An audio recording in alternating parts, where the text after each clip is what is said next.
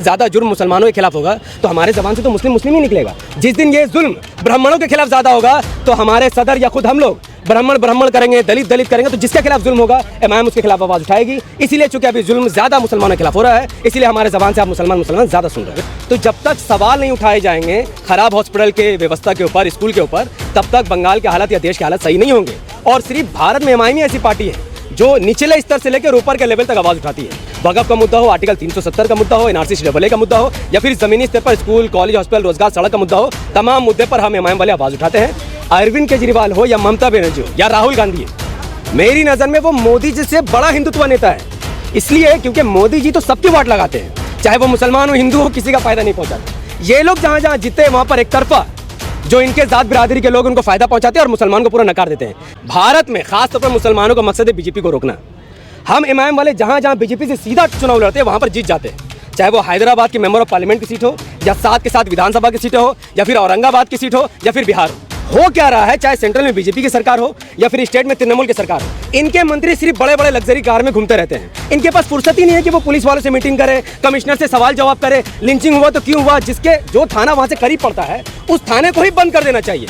जहां जहां लिंचिंग हो और वहां से करीब में जो भी थाना उसको बंद कर दो, फिर देखो लिंचिंग होना बंद हो जाए, क्योंकि पुलिस वाले सतर्क हो जाएंगे। तो जब आपके दिमाग में ये गोबर आरएसएस ने भर दिया है कि जो मुसलमान है वो पाकिस्तानी है, देशद्रोही है, इसीलिए वो बेखौफ होकर लिंचिंग कर रहे हैं। अब चूंकि लिंचिंग के खिलाफ अब तक कोई बड़े कानून नहीं बने और कानून बन भी गए तो उनको सजा नहीं मिली है, तो भैया जब चोरी करने वाले चोर को सजा नहीं मिलेगी तो वो तो चोरी करता रहेगा। जैसे कि मैंने कहा कि स्कूल खराब है, कॉलेज खराब है, हॉस्पिटल खराब है और सब खंडर बने हुए हैं। अब जाइए आप कहिए कि ममता बनर्जी के जितने रिश्तेदार वाले हैं या अभिषेक बनर्जी के जो बच्चे हैं वो क्या गवर्नमेंट स्कूल में पढ़ते हैं, क्या गवर्नमेंट हॉस्पिटल में अपना इलाज कराते हैं? इवन अभिषेक बनर्जी ने अपना इलाज बाहर जाके कराया, ममता बनर्जी ने अपना इलाज बाहर जाके कराया।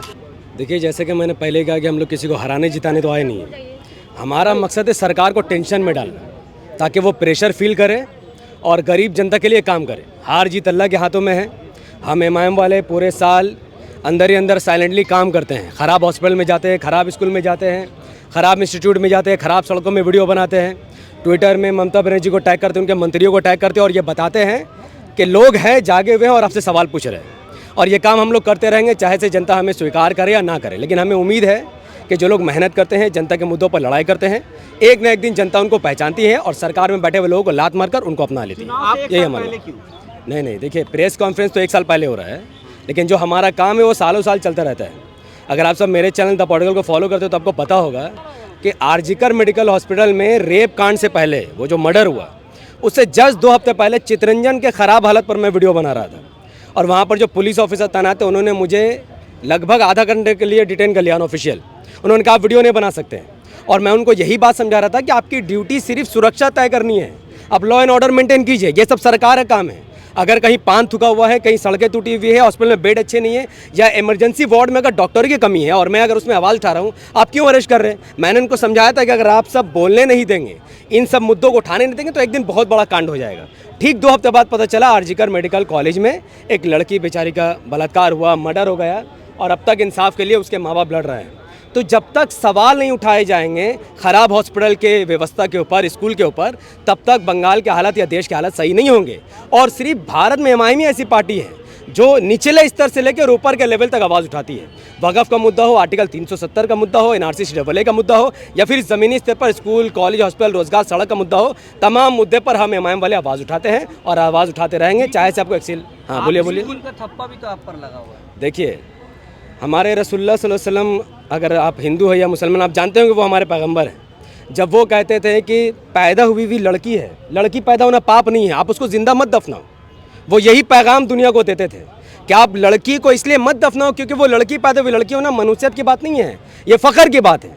तो वहाँ के लोगों ने कहा कि ये तो आदमी मजनून है, जिसे उर्दू में पागल कहते हैं। फिर उन्होंने कहा कि पढ़ाई में ध्यान दो, साफ़ सफाई रखो, माँ बाप का सम्मान करो, अपनी सौतेली माँ से शादी मत करो, अपने बहन का हुकूक मत खाओ। तो एक ऐसा पैगंबर जो अपने दौर में जो इतना ख़राब दौर था उसमें लोगों को साफ़ सुथरा रहने का हुक्म देता था, नमाज़ पढ़ने का हुक्म देता था, औरतों के सम्मान की बात करता था, उनको जब इल्ज़ाम लगा दिया गया तो हम लोग किस खेत को मूलिए? तो ये गवाह है कि जब दुनिया में कोई अच्छा काम करेगा उस पर लोग इल्ज़ाम लगाएंगे और जो चोरी का माल खाएगा उसको लोग अच्छा समझेंगे। आप स्कूल और हॉस्पिटल के मुद्दे पे चुनाव लड़ना चाह रहे हैं। आम आदमी पार्टी को तो दिल्ली की जनता ने नकार दिया इस पे अच्छा करने का। आम आदमी पार्टी ने पता है क्या किया? ये जो क्या नाम है उनके प्रेसिडेंट का, अरविंद केजरीवाल है ना, अरविंद केजरीवाल हो या ममता बनर्जी हो या राहुल गांधी है, मेरी नज़र में वो मोदी जी से बड़ा हिंदुत्व नेता है। इसलिए क्योंकि मोदी जी तो सबकी वोट लगाते हैं, चाहे वो मुसलमान हो हिंदू हो, किसी का फ़ायदा नहीं पहुंचाते। ये लोग जहाँ जहाँ जीते वहाँ पर एक तरफा जो इनके ज़ात बिरादरी के लोग उनको फ़ायदा पहुंचाते हैं और मुसलमान को पूरा नकार देते हैं। सेम एग्जाम्पल दिल्ली में क्या हुआ, जितने स्कूल अरविंद केजरीवाल ने खोले वो सब हिंदू मेजोरिटी एरिया था। मैं यहाँ हिंदू मुस्लिम नहीं कर रहा, मैं फैक्ट बात कर रहा हूँ। हिंदू मेजोरिटी एरिया में स्कूल खोले गए, हॉस्पिटल खोले गए, मोहल्ला क्लिनिक खोले गए। और मुस्लिम मेजोरिटी जो एरिया था दिल्ली में, वहाँ पर अरविंद केजरीवाल ने क्या किया, कूड़ा खाना खोल दिया।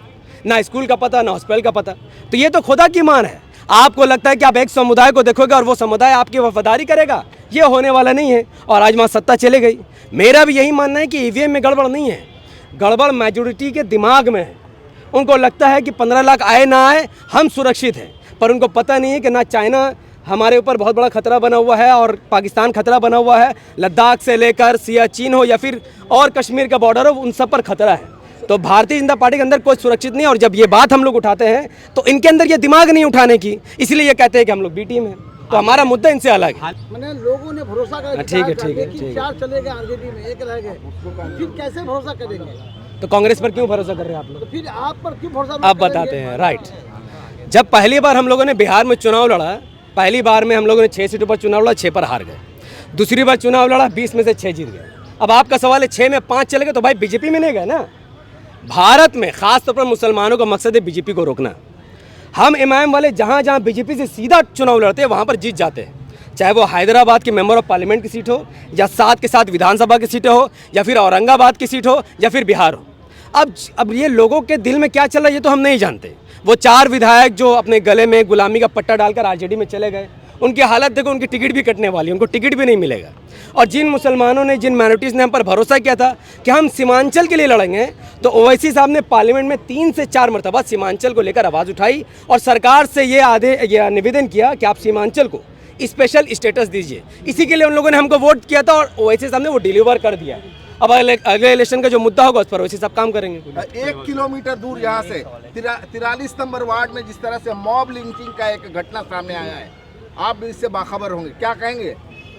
देखिए, ये काफ़ी दुखद है। भारत में जो मॉब लिंचिंग की घटनाएं होती है वो दलितों के साथ भी होती है, मुसलमानों के साथ भी होती है। यहाँ अपनों ने अपनों की लिंचिंग की। हाँ, मैं बता रहा हूँ। ये सवाल सिर्फ कानून व्यवस्था का है। जो सीएम होता है, जो देश का पीएम होता है, जो गृह मंत्री होता है, जो लॉ मिनिस्टर होते हैं, तो उनका काम है हर महीने, हर हफ्ते पुलिस के साथ मीटिंग कर कि भाई यहाँ पर सुरक्षा का क्या काम चल रहा है, लोगों के अंदर क्या हलचल चल रही है, हो क्या रहा है, चाहे सेंट्रल में बीजेपी की सरकार हो या फिर स्टेट में तृणमूल की सरकार हो। इनके मंत्री सिर्फ बड़े बड़े लग्जरी कार में घूमते रहते हैं। इनके पास फुर्सत ही नहीं है कि वो पुलिस वालों से मीटिंग करे, कमिश्नर से सवाल जवाब करे, लिंचिंग हुआ तो क्यों हुआ। जिसके जो थाना वहाँ से करीब पड़ता है उस थाने को ही बंद कर देना चाहिए। जहाँ जहाँ लिंचिंग हो और वहाँ से करीब में जो भी थाना हो उसको बंद कर दो, फिर देखो लिंचिंग होना बंद हो जाए, क्योंकि पुलिस वाले सतर्क हो जाएंगे। तो पुलिस वाले अलग सो रहे हैं थाने के अंदर, गवर्नमेंट जॉब करने वाले अलग सो रहे हैं और देश बर्बाद हो रहा है। इन्हीं लोगों को जगाने के लिए हम इमाम वाले बंगाल और भारत में काम कर रहे हैं। अभी देखा जा रहा है कि बहुत ऐसे ट्रेन में सुरक्षा की जिम्मेदारी होती है सीआरपीएफ की, सेंट्रल रेलवे पुलिस फोर्स की होती है।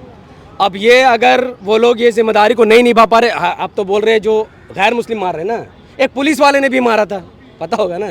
एक पुलिस वाला, उसको ये नहीं पता कि उसकी जिस्म की वर्दी, उसके हाथ में बंदूक, उसके पैर में जूते, वो किसके पैसे के हैं? वो मोदी जी के पैसे के नहीं है, ना वो ममता के पैसे के, वो आम जनता के पैसे हैं, जिसमें 30 करोड़ मुसलमान भी शामिल है और 80 करोड़ हिंदू भी शामिल है। तो जब आपकी वर्दी, आपको सैलरी सब जनता के पैसे से मिल रही है, तो उसी जनता में रहने वाले, उसी देश में रहने वाले एक जनता को आप टारगेट कैसे कर रहे हैं? तो आपके दिमाग में आरएसएस ने गोबर भर दिया है। तो जब आपके दिमाग में ये गोबर आरएसएस ने भर दिया है कि जो मुसलमान है वो पाकिस्तानी है, देशद्रोही है, इसीलिए वो बेखौफ होकर लिंचिंग कर रहे हैं। अब चूंकि लिंचिंग के खिलाफ अब तक कोई बड़े कानून नहीं बने और कानून बन भी गए तो उनको सज़ा नहीं मिली है। तो भैया, जब चोरी करने वाले चोर को सज़ा नहीं मिलेगी तो वो तो चोरी करता रहेगा। तो उसको सज़ा दिलाने के लिए भारत के लोगों को एकजुट आना होगा, इमाम का साथ देना होगा। तो लिंचिंग चाहे मुसलमान के खिलाफ हो या हिंदू के खिलाफ हो, उनको सज़ा दिलाने का काम इमाम करेगी। देखिए, हैदराबाद जो कि हम कहते हैं दारुस्सलाम है इमाम का, वहाँ पर इमाम के 7 विधायक, 1 सांसद, 44 कॉर्पोरेटर्स है। वहाँ पर सिर्फ मुसलमान तो नहीं है, वहाँ हिंदू भी है, सिख भी है, ईसाई भी है। और दारुस्सलाम के अंदर आए दिन आप ओवैसी साहब के प्रोफाइल में देखिए, सिख भी आते हैं मदद के लिए, हिंदू भी आते हैं, जैन भी आते हैं और हर धर्म के लोग आते हैं। तो हम जब जीते हैं तो सबके लिए काम करते हैं। मुस्लिम इसलिए ज़्यादा करते हैं, जैसा कि आपने पूछा कि मुसलमानों की लिंचिंग हुई, तो जब ज़्यादा गुनाह ज़्यादा जुर्म मुसलमानों के खिलाफ होगा तो हमारे ज़बान से तो मुस्लिम मुस्लिम ही निकलेगा। जिस दिन ये जुल्म ब्राह्मणों के खिलाफ ज़्यादा होगा तो हमारे सदर या खुद हम लोग ब्राह्मण ब्राह्मण करेंगे, दलित दलित करेंगे, तो जिसके खिलाफ जुल्म होगा इमाम उसके खिलाफ आवाज़ उठाएगी। इसीलिए चूंकि अभी जुल्म ज़्यादा मुसलमानों के खिलाफ हो रहा है, इसीलिए हमारे ज़बान से आप मुसलमान मुसलमान ज़्यादा सुन रहे हैं। वेस्ट बंगाल 2026 मजबूत पार्टी होने से क्या होता है? मजबूत तो स्टेट को करना है और देश को करना है। किसी पार्टी को मजबूत करने से हमें क्या मिलेगा? तो पार्टी मजबूत है पर उन्होंने स्टेट को अच्छा से रन नहीं किया है। जैसे कि मैंने कहा कि स्कूल खराब है, कॉलेज खराब है, हॉस्पिटल खराब है और सब खंडर बने हुए हैं। आप जाइए, आप कहिए कि ममता बनर्जी के जितने रिश्तेदार वाले हैं या अभिषेक बनर्जी के जो बच्चे हैं वो क्या गवर्नमेंट स्कूल में पढ़ते हैं? क्या गवर्नमेंट हॉस्पिटल में अपना इलाज कराते हैं? इवन अभिषेक बनर्जी ने अपना इलाज बाहर जाके कराया, ममता बनर्जी ने अपना इलाज बाहर जाके कराया। रात में आपका जो भी इमरजेंसी हो, आप कोई भी हॉस्पिटल जाइए, वहाँ पर डॉक्टर अवेलेबल नहीं है। हर 100 पेशेंट में एक डॉक्टर है, तो ऐसे तो इलाज नहीं चलेगा। तो इसीलिए ये जो सोई हुई सरकार, इसको जगाने के लिए हमारे मैदान में है। मैं फिर कहता हूँ, जनता हमें वोट करे ना करे, हम जनता के लिए पागल और दीवाने, उनके लिए आवाज़ उठाते हैं।